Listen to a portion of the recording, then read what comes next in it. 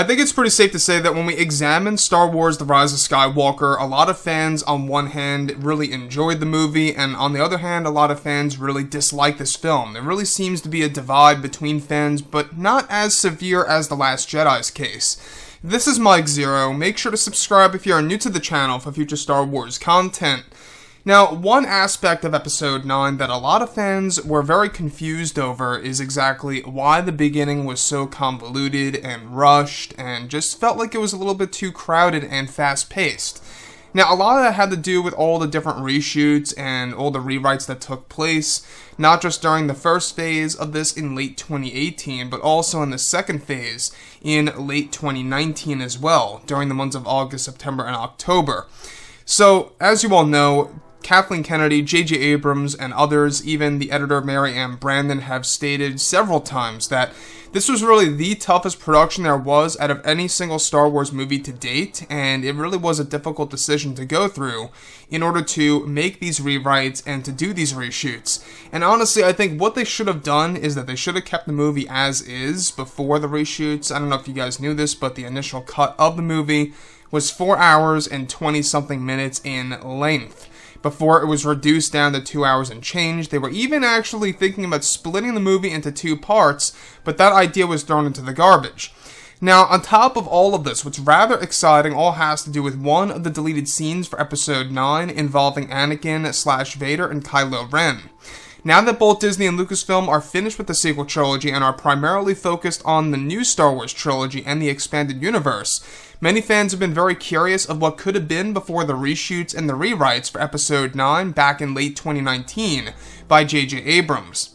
The film went through many changes in order to adjust the tone of the film, and along with those adjustments, many scenes were cancelled or entirely deleted in the process. One of those scenes involved a segment in which Kylo Ren would travel over to Darth Vader's castle on Mustafar, where he would encounter these creatures guarding the entrance that he would point his actual saber at them, letting him through, into the very depths of Vader's castle.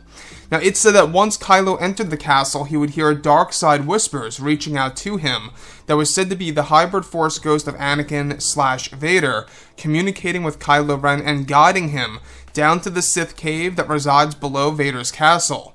One of the sequences involved a moment in which Kylo makes it to the Sith cave and witnesses a cloaked figure that appears like a burned Anakin Skywalker wielding a blue ignited lightsaber in the distance with a hood over his head, speaking in ancient Sith language.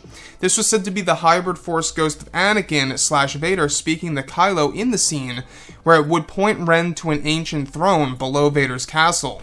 It's noted that this throne belonged to an ancient dark-side user that the cave was built over from the castle, where Kylo Ren would speedwalk toward the Anakin figure as it vanished into thin air, along with the blue ignited lightsaber. Now, the scene was said to be very dark and gritty and was not 100% complete before it got deleted and even had a revised track of the Imperial March theme. So let's go over a couple of parts about this and as to why this really stands out, to me at least, the most. Now, I don't know if you guys knew this, and this is something that I think a lot of fans should know. The very beginning of this movie, if you saw it in theaters, obviously you did if you saw The Rise of Skywalker. If you actually examine the very beginning of the movie, that's actually the world of Mustafar with those burning trees and where Kylo Ren comes across that triangular device that is known as the Wayfinder. Kind of looks like a holocron, but it's not a holocron. It's basically a device that brings Kylo Ren to discovering hidden worlds over in the unknown regions. So that was all on Mustafar, and by the way, originally he was going to go into the actual castle. The scene was going to be extended, and this was the extended part of that particular scene. So, those warriors that Kylo Ren is killing in the finalized version of the movie are the creatures that we are talking about that were guarding Vader's castle. I want to get on to the hybrid Force Ghost because this was also an idea by JJ for The Force Awakens that, yet again, never made it to the final cut of Episode 9. I don't know why. To me, I think it would have been amazing. But the hybrid Force Ghost of Anakin/Vader, with the hood over his head, having the burned skin, with no Vader mask in this form, wielding a blue ignited lightsaber, almost echoes exactly what Anakin looked like when he was slaughtering the Separatists on Mustafar. And that, to me, I think is going to be, obviously the mirror image of what Kylo Ren saw. Was pretty much the very last phase of Anakin. We obviously know that when he slaughters the Separatists, that's when we do see the yellow Sith eyes, tuning in. And that's when he fully becomes a Sith Lord.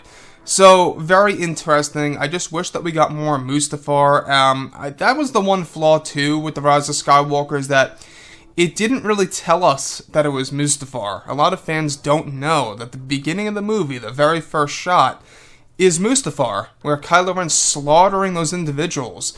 That's actually the planet of Darth Vader's castle location. So, anyways, guys, with that being said, let me know what you think about all this below in the comments, and if you guys did enjoy the content for today, do make sure to drop a thumbs up on this video to support the channel. I thank you all so very much for the kind support, and I'll catch you guys next time.